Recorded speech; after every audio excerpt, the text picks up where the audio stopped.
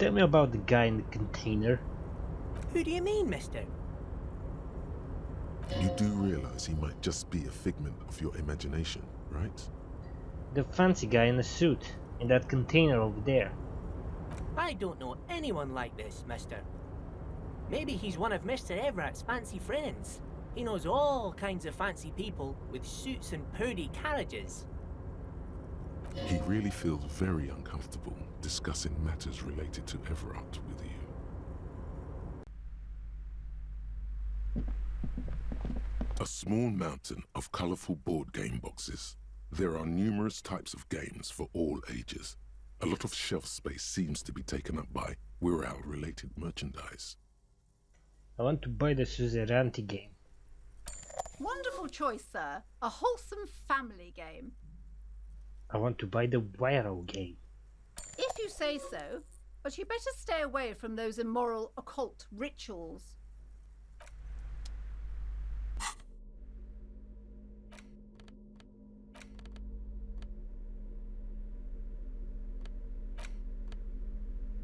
In your hands, you hold a brand new copy of the game, Suzerainty. It's snugly wrapped in a skin of plastic.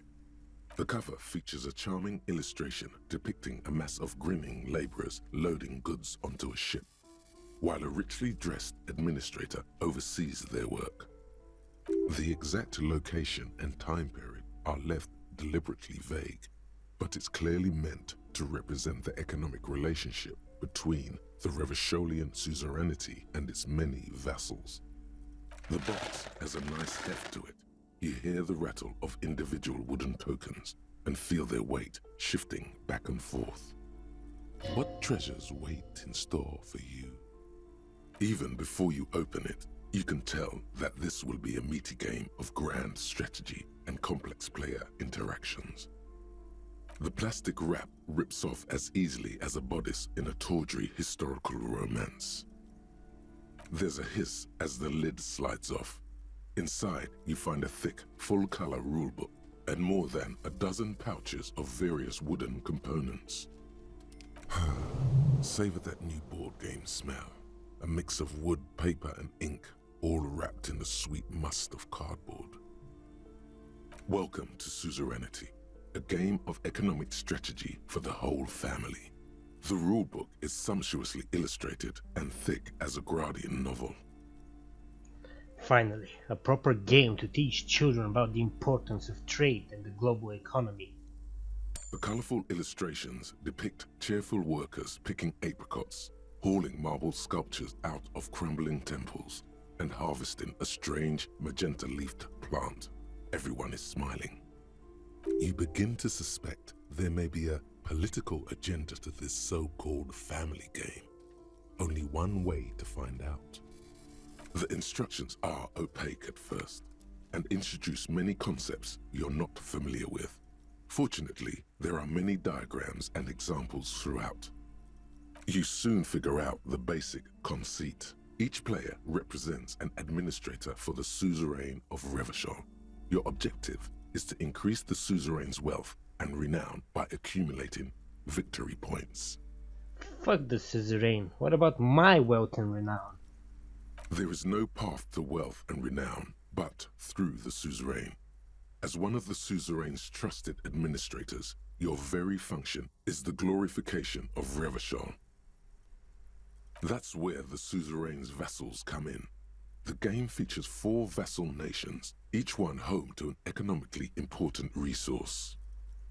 Each turn, the player collects resources from vassals where they've placed workers. They may then rearrange their workers, fulfill contracts for coin and bonuses, or build structures back in Revachol. As you leaf through the pages, your eye catches on a sidebar labeled Advice for Beginners. Remember, there are many paths to victory in Suzerainty, but successful players will find one strategy and commit to it wholeheartedly. Boring, boring, boring. Tear up this rulebook and commit some old-school atrocities. Isn't there any way to invade or commit atrocity or anything fun like that? Suzerainty is a family game. The only atrocities you'll be committing are against the social standing of your rival administrators as you bring in ever more resources and power for the suzerain. Speaking of, the actual scoring system appears infinitely complex, with a series of tables and appendices required to compute each player's final victory point total. You skip that part for now. You open up a number of pouches containing wooden tokens. There are also several punch boards with other cardboard components that will need to be punched out before you can play.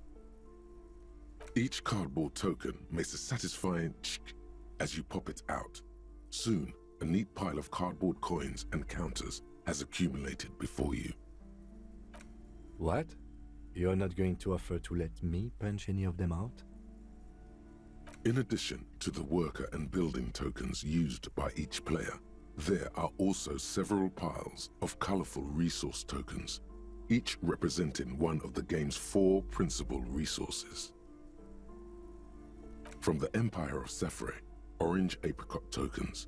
From Ilmarat, the ancestral name of Ilmara, grey marble block tokens. From the Seminine Islands, white sacks of sugar tokens. And from Supra Muindi and Sarah Maritza, magenta tokens for unprocessed cocaine leaves. Oh, those are nice. You hold the open game box before you.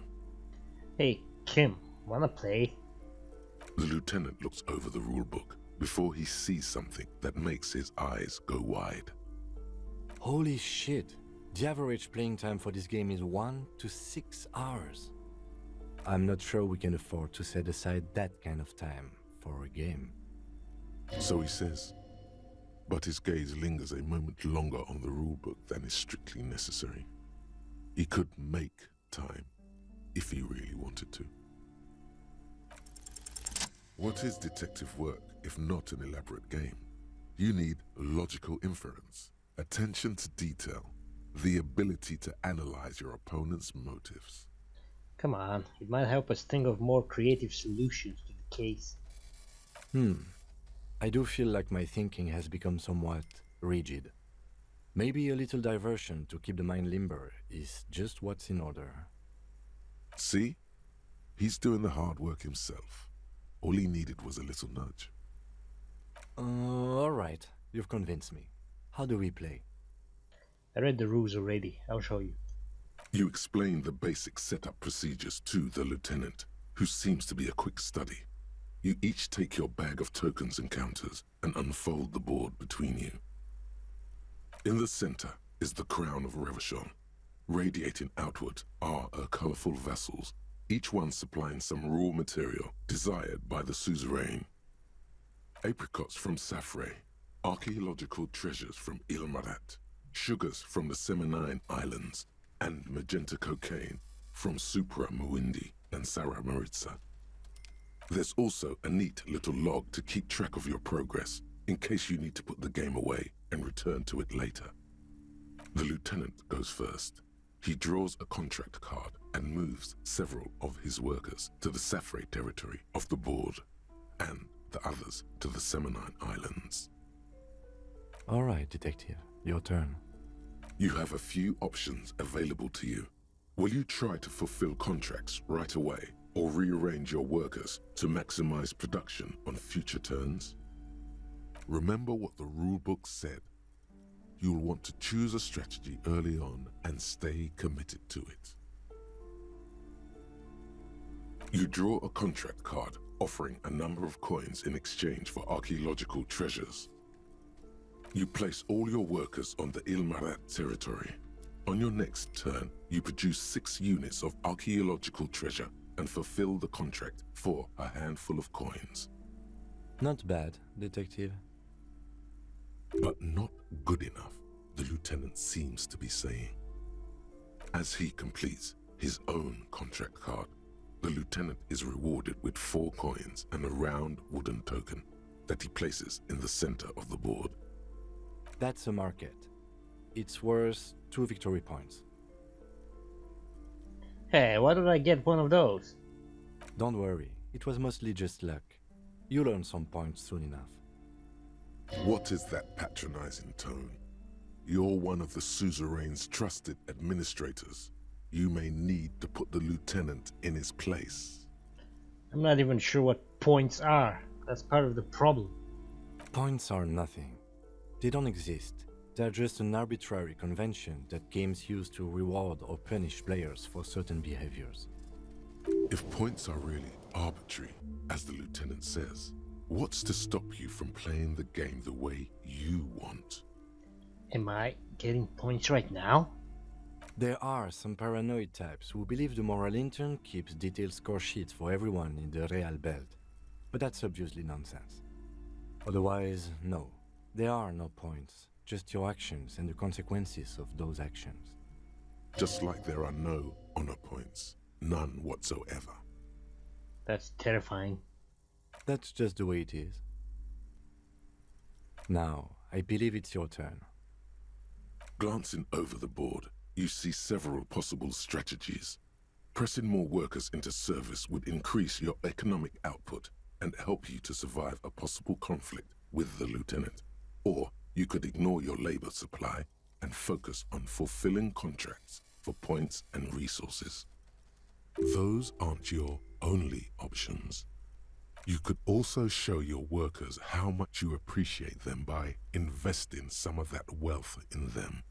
After all, they're the ones producing wealth for the suzerain. Well, sure, you can do that. It's just not a terribly effective strategy, but then it's up to you. Kim, what should I do? That's up to you, detective. But remember, the objective of the game is to earn victory points for the suzerain. You should probably pick one strategy and stick to it. Trying to do a little of everything is usually a bad idea. But what about the workers? The workers are just there to produce raw resources. You're not supposed to worry about them too much. The lieutenant assumes you're playing by the rules as written. But what's the point of playing if you can't make your own choices? To the lieutenant's puzzlement, you spend several turns building various improvements to your territorial infrastructure. Soon, your workers have access to clean water, paved roads, and basic hobbies. In return, they produce one extra resource per turn. Too bad investing in your workers just isn't worth many points. What do you mean? Take a look at the scoring tables in the back.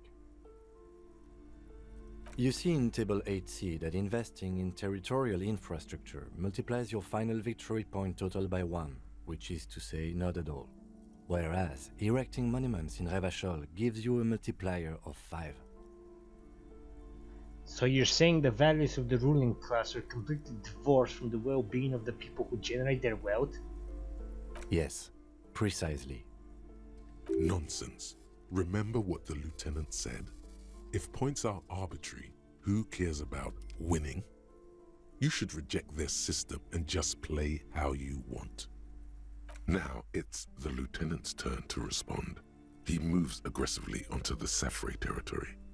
Soon, his workers are producing a steady supply of extremely valuable apricots. How can you let the lieutenant dominate you like that? You need to hit back, and hard. For several turns, you struggle to respond to the lieutenant's burgeoning apricot empire. Eventually, you relocate the majority of your workers to Supremawindi and Saramaritsa, where they begin producing a bumper crop of cocaine tokens. You draw a new contract card. According to the text, there's an aristocrat willing to trade a large supply of cocaine for a number of coins and access to a rare bonus. Amplified music worth 7 victory points. Oh yeah, baby. Cocaine and rock music go together like cocaine and rock music. You know, this isn't unlike the situation the historical Revacholian suzerainty faced in Safre in the middle of the last century. Tell me more. Well, the suzerain was looking for new markets for all the cocaine it was producing, and it settled on Safre. By introducing cocaine into Safre under exclusive contract, the suzerain created an extremely valuable captive market for an extremely addictive product. What does that have to do with the game? If you could somehow get the lieutenant's workers addicted to your cocaine, you could not only make them less productive, you would also force the lieutenant to pay you for your cocaine tokens each turn. Can you even do that? Yes, you can. It's right there in the rules. Now's your chance. Show the lieutenant what happens when he patronizes you. You've reached a critical strategic juncture. How do you respond to the lieutenant's aggression? Sir Kim, you're not going to like this.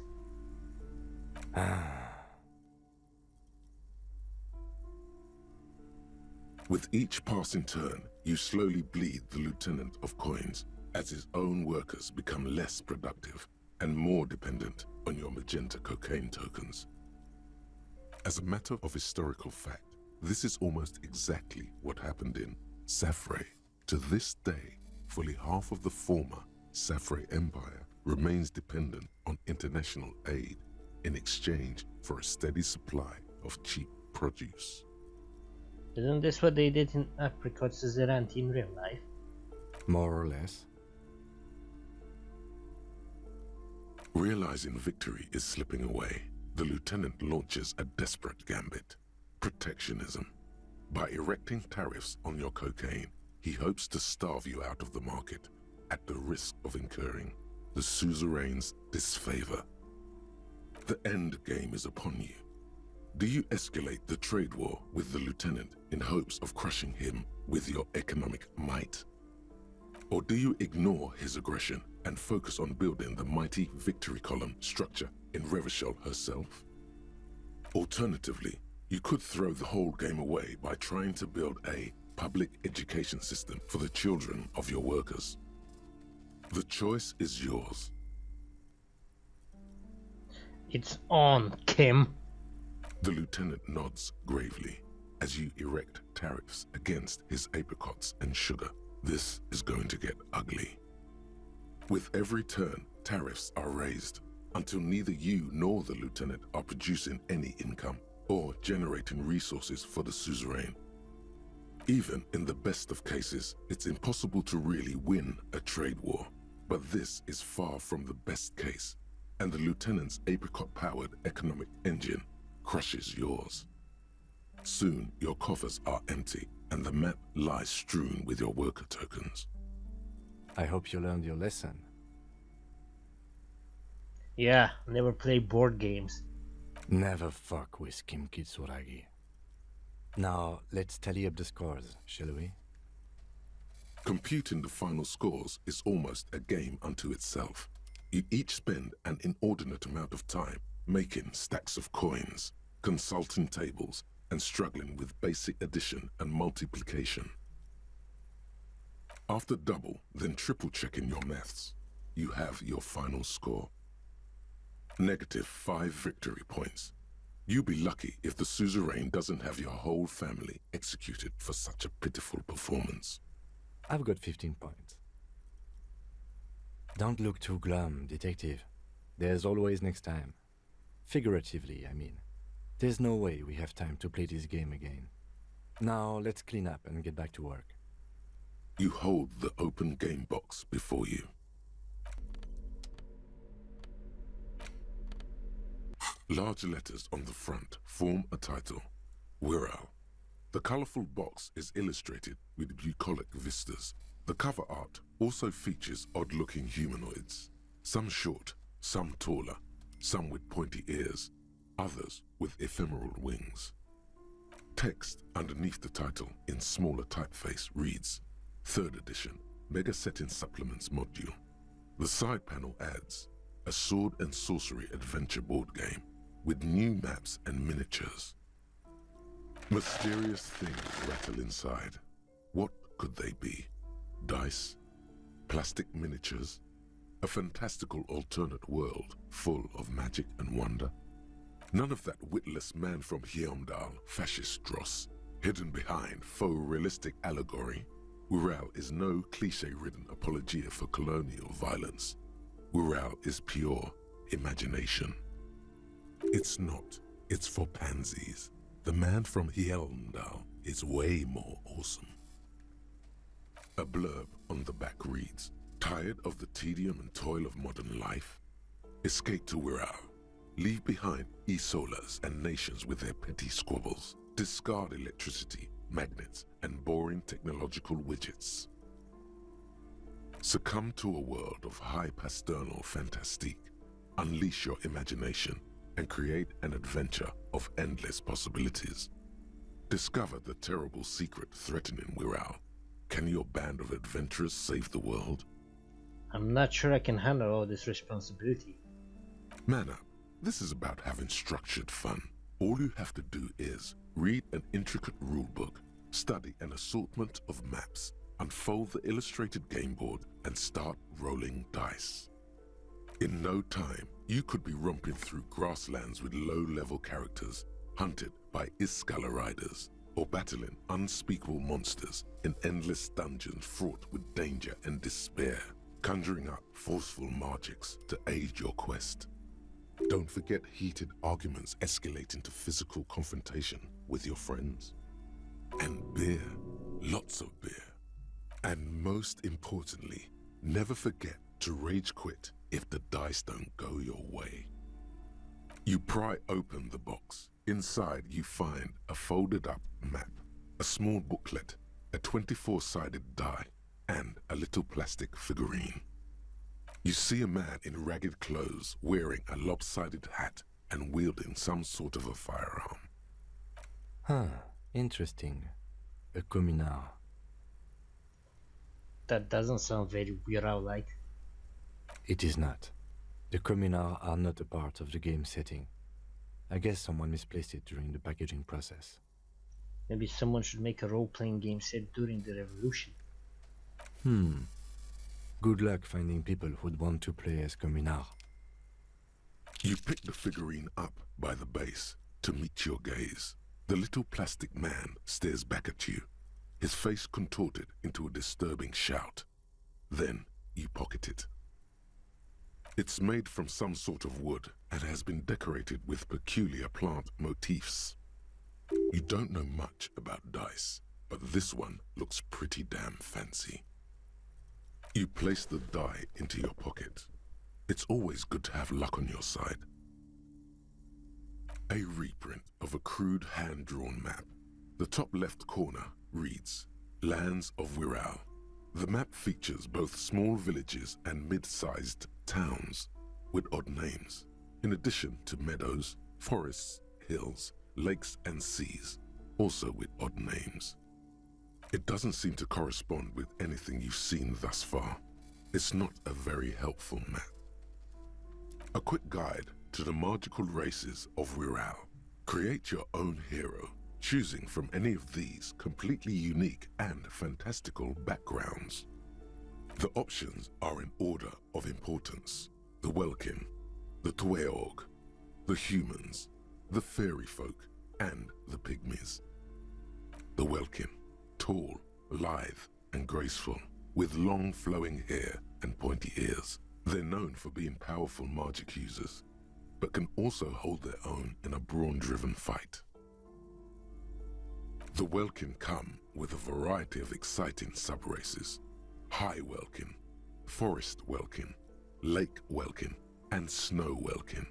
But if you're not feeling experimental, a basic Welkin will always do. A grand race of industrious mountain people. They're short, stout, and muscular, and enjoy digging for gold and other precious minerals. They're also well versed in the art of combat, where they prefer to use axes and hammers. The Tweog also come in a few different sub-races: Hill Tweog, Shield Tweog, and Dark Tweog. They're just humans. What else is there to tell? They're average in all stats, and jacks of all trades. A very small race of flying people, known for being mischievous, full of trickery. They often lure people into their magical traps. There are no sub-races for the fairies. The least popular of the Wirral races, the pygmies, are short, rotund, and dim-witted. Pygmies live in small villages made of shoddy wooden dwellings. They spend most of their days tilling the earth and smoking their pipes. There are no sub-races for the Pygmies. A colourful box with the title, Wirral, in bold letters. It's a board game.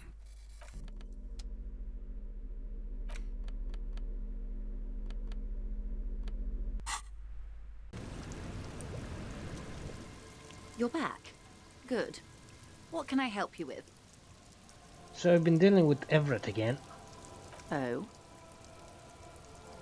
I helped him turn up the heat on the borscht. Did you now? What sort of borscht is he making?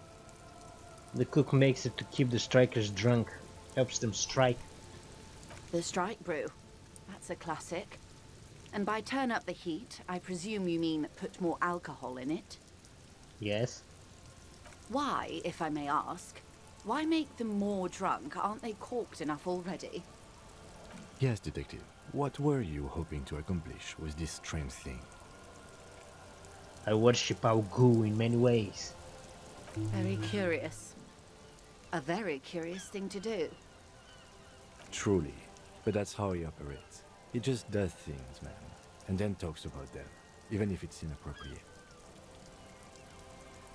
A strange equanimity has overtaken the lieutenant. He's just going with the flow now. Easier that way. What else? Mr. Everett helped me find my gun. Oh. That's so helpful of him. The lieutenant looks at you, and you can swear his jaw muscle is trembling. He's able to contain the anger and surprise. Unconventional police officers sometimes lose their guns. They then go around and tell people about this, to gauge their reactions. It's all part of detecting. Incredible.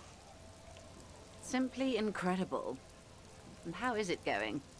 Has Check this it out. detecting produced a gun? That's beautiful. Keeping her calm, perfect posture. Her eyes move across the muzzle keenly. A Villiers 9mm. Front-loaded? 2 or 3 barreled? 3. It was not easy to get this back, I'll tell you that. Mm-hmm. Villiers and LaSalle was one of the original 14 Indo tribes of Revachol. Did you know? Artillery and ballistics. Before the revolution, of course. They belong to some Gottwalders now. She phrases it as if it's a pity. She also phrases it as a transition out of you waving your gun around. What else? It helps to sometimes hold inventory of the things you've achieved, you know. Clears the soul. Ma'am, this whole thing is a takeover. A takeover? Yes. It's not a strike. You aren't being let in because there's nothing to negotiate. The Union is taking the terminal. If they're taking it, Green livery changing into red, blot by blot. Like a cancer of the blood, metastasizing. then we're talking about a war. Everett needs to let me into the harbor at once. We need to talk about this. He is ready for war. They all are. They most certainly are not. Crenell has 1,000 men on their payroll. The next batch will be a platoon of 20 men and a gunship. I've seen the Union's forces. They are better organized than these mercenaries. They also have the support of the people of Revachol West. It will take more than Crenell to wipe them out. Wild Pines will need to send more and better equipped men. Make no mistake, ma'am. I am sure you have the money. The question is, how many years and how many lives are you willing to sacrifice? What do you suggest I do? Does it matter? Or has her mind been made up for quite a while now? First, will this affect your decision-making process?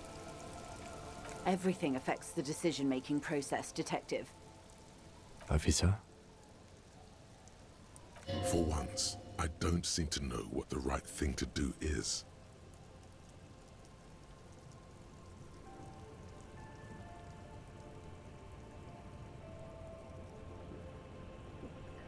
I wish there was a disco option.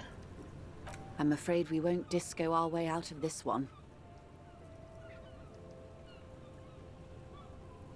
Cut off the snake's head. Everett's pushing all this. Like the previous leaders of the Union were assassinated. I suspect by Everard and Edgar themselves. I admit there's some poetry in the idea, and like poetry, it's also useless. There would still be Edgar. They factored it in. The Union is them, and they are Martinez. So what are you going to do? What will I do? Her arms fall to her sides. Her spine relaxes. Did I ever tell you how they discovered this Isola? During our reality lowdown? You said you would, one day. It may be the only break we've ever caught as a species. The last one for 400 years.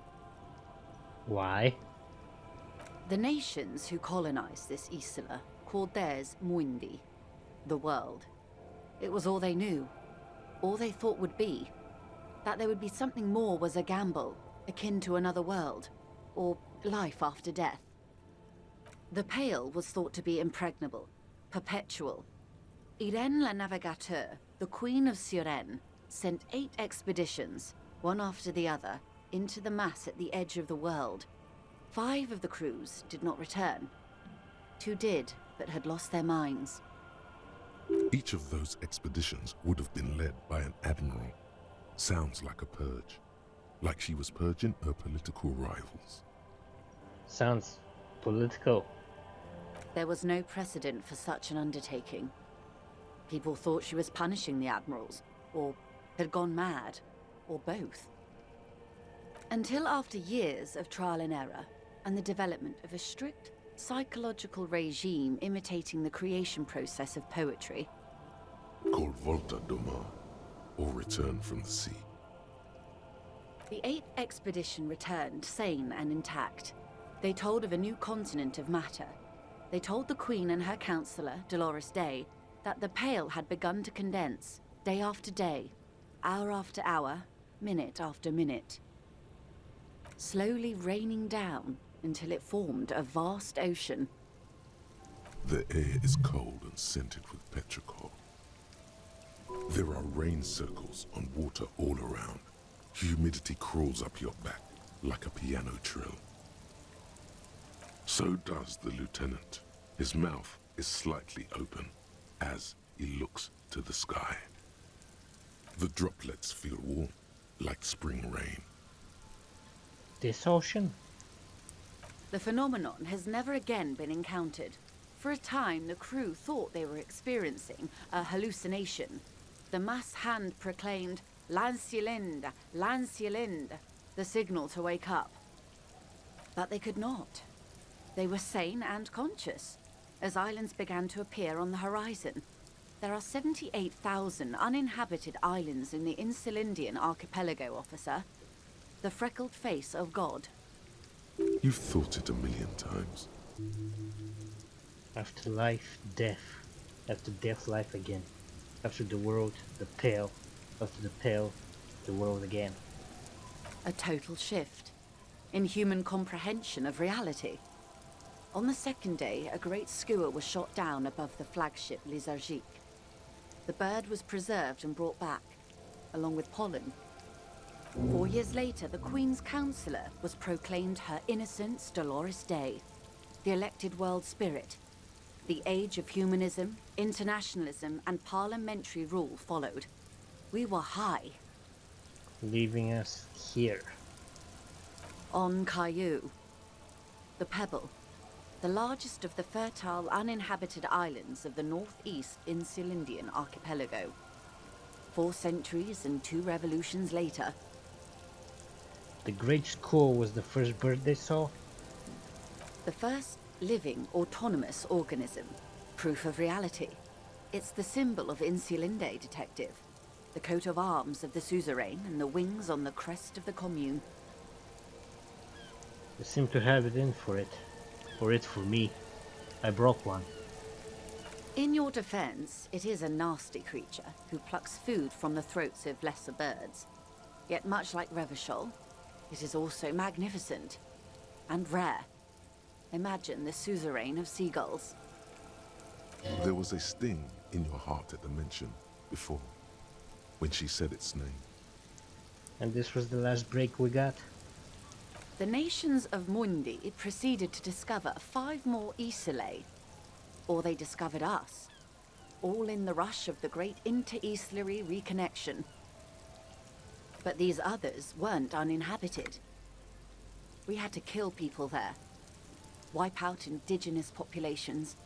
Gunboat economies. Or they came to do the same for us. Or had done to each other. But here, there was no one but the Skua, the Liliat Sea, and the Blood Beach, and the River Esperance. It was the new world. The Mondials used it to amass the greatest concentration of wealth mankind has ever seen. Revachol, the suzerain. What happened? Revolution, poverty, and the mercurial rise of capitalism. It's raining. It is. Soon it will be spring and everything will blossom. The gangs will run wild, jacking motor carriages, ferrying amphetamines through Coal City. Spring is tough in Revachol. And what will you do? I will surrender Terminal B to the Union. Is that within your means? She puts her hand in the rain. She's silent for a second. We will see. It is. It is well within her authority. It's been clear for some time that this woman is more than she lets on. Ma'am, this may well unravel property law this side of the river. If that occurs, we may never see the end of this kind of confrontation. The next time there will be 2 strikes, then 4, then 100. What happens will happen. The age of capital has only begun. I will talk to my employers in person. We will amputate and cauterize Martinez. If you handle the situation on the ground. You're going now? Yes, Mr. Clare has a 2-month head start. I can't let it grow any bigger. And I've exhausted all my options from here. There are no employers. She's a member of the board. Probably a partner. You are the Wild Pines. There are no employers. You are the citizens' militia. There are no superiors. What? Of course I have superiors. That's right, Detective. And next time, you should confer with them before you go setting events in motion. Despite his words, he's not really sure whether to be annoyed with you or not. Events are already in motion. Whether your actions accelerated or momentarily retarded their progress, even the lieutenant cannot really say. Even after all this time, I still don't really understand who you are or what your angle is. I have not deceived you. I showed you who I was. Rejoice Layton. Understood. Keep the peace, and I will keep my end of the bargain. How far along is Cronell's investigation? A confrontation is imminent. They have followed in your footsteps. As your investigation reaches a climax, so does theirs. They are your shadow. Arm yourselves. Armor yourselves.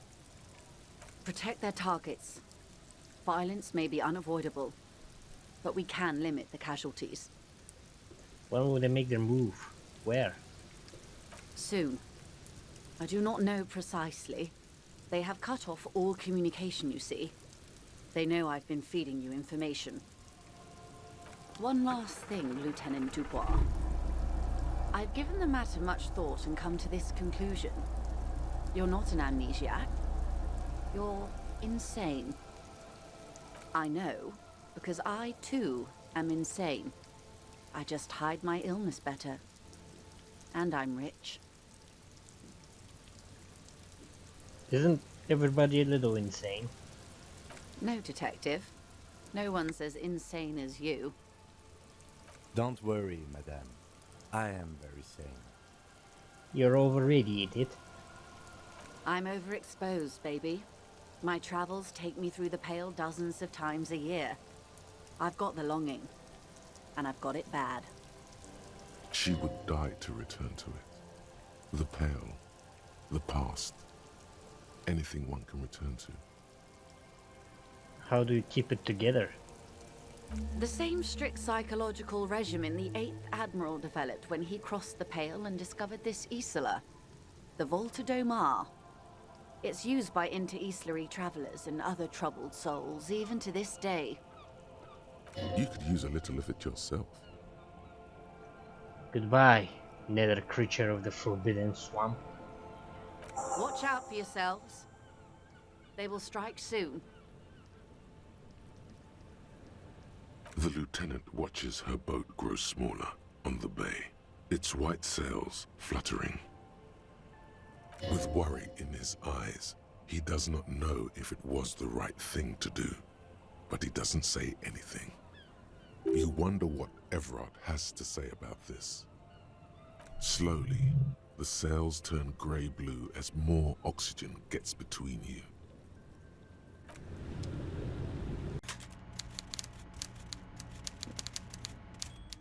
So, the ship has sailed. Did you see it? I know you did. Tell me, what did it look like as it grew smaller and smaller when that mainsail dropped behind the horizon? There's a mean little light in his eyes. Did it look like a germ? Did it look like a piece of bacteria? His tone is totally different now. The jolly man of the people is gone, and so is the smile.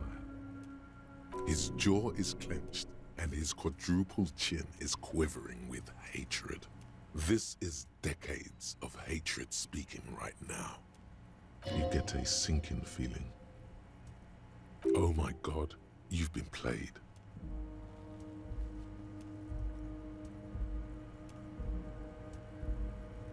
You wanted me to deliver that message to her. That this is a takeover? That I want a war? God, I hope you also told her about the drug trade. They absolutely hate getting their hands dirty with that. You can kill 1 million people, but if you do something the police doesn't like, well, then you're out of the yacht club. Goodbye, you inhuman fuck. Now I know why you've been so forthcoming. No, no, Harry. What we have is real. We're working men. This here is real. In there, under pillows of winter fat, his stress-ridden heart still beats furiously. This is what your plan was all along, for me to relay this information to her. Harry, I can't see into the future. We are all playing by ear on this planet. I had no idea she'd react so strongly. But you did want me to relay info to her. I did. I knew the negotiations would go better with police officers telling her horror stories from inside the harbour. It's scarier this way. Turns out it was a magnificent strategy. I never thought it'd so fundamentally fuck her up. And how do you know if she left? Harry, I bugged her cabin. I bugged her whole boat. I had cameras surveying her boat. Hell, I even wanted to bug that thermal cap. But my boys advised against it. They must have done it while Joyce was busy questioning the locals. So you've been listening to our conversations all the time? Not me personally. I had guys recording and processing this information for me. The Hardy Boys. Hell no! They'd fuck it up. They can't do anything right. I mean my real boys. My special task force boys. Where are these boys? They sure as hell aren't hanging out in the open with beers in their hands for the cops to question. They're pros, Mr. Kitsuragi. That's wild how you got me to do all that stuff.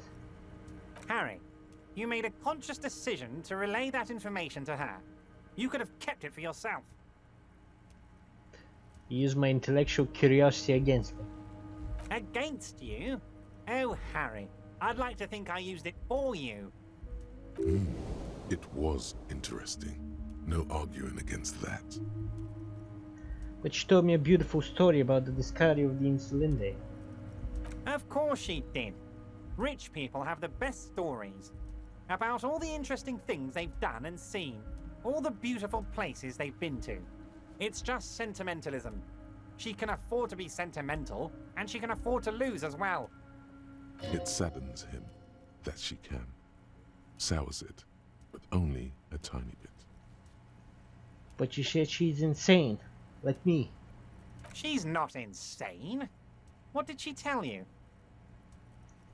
She told me she's overradiated from Tau transit. No, she's not. She's a sentimental alcoholic. They all are. Never take a drop and you'll be 8 laps ahead of those upper-class winos. Just like old Mr. Clare here. Try it. You'll be a real super detective. Oh, fuck off. I don't drink more than everyone else. See, this is what they want us to do. Suck on that sugar and wine teat until we're insane like they are. You gotta be smarter than that, Harry, or you'll lose. And you've already lost for so long. So what's going to happen now? What was always going to happen? We take the harbour and she fucks off to Ozon, uncorks a bottle of wine, calls her partners, and says they need to distance themselves from this nasty business before the big shit spinner splashes everyone. Only difference is the Union doesn't have to lose 2,000 men to machine gun fire.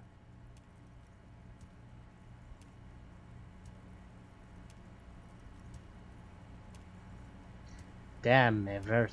I was hoping I'd somehow get to fuck you over in the head, not the other way around. Damn, Harry.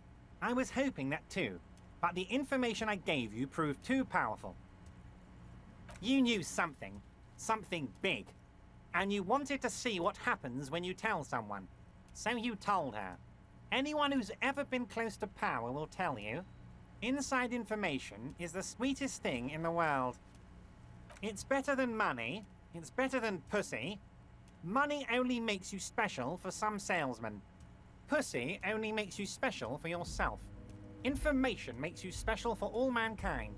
It's the ticket to history. No, no, no, no, no, no. Don't beat yourself up, Harry. What you did was participate in history. When history calls, you have to pick up. You had no choice. None of us ever do. A hard disco cop like you, I knew you weren't one to resist temptation. You know what, detective? I am going to leave this out of my report, and I suggest you leave it out of yours too. Just look at the three of us. The 3 careless boyaderos. Good times, good times. So what the fuck now? Now we let bygones be bygones because there's work to do. For me and for you. I suppose there was a reason you came here, so let's have it. What can I help my best friend and comrade with today? Remember the container I asked you about? Turns out there's a mega rich light bending guy inside. Mega rich light-bending guy? Oh my god. How did that get in there? He's so rich he could get in anywhere. Damn it to hell, Harry. I specifically told my guys to check all the containers for mega rich light-bending guys. Kim, tell him he was there. There was a guy in the container, but he didn't bend any light. That was in the detective's head. Honestly, guys, we might be moving a spot of drugs through this harbour, but I won't be caught transporting the light-bending mega rich. I have a reputation to protect. You should be honored by the presence of this magus. He was of half Revacholian blood and amassed his wealth using the mysterious bond of nationhood. Harry, it's beginning to dawn on me that you're a real fascist. A mega fascist who imagines mega rich light-bending fascists. I love it. Thank you for sharing this facet of yourself with me. I shudder to think what you're going to tell me next, Harry. Not for 1 second did he believe there's an actual mega-rich person somewhere in his container town. I did it, Everett. I made it even shadier. What? The brew. The shady brew. Oh, how could I forget your little side project? Well done, Harry. Well done. Don't even tell me what it was. But good job. I love it when workers take the initiative like this. So do I. That's one tasty brew. You should drink some right now, if you can. Alright, I'm going to leave now, but we might talk again later.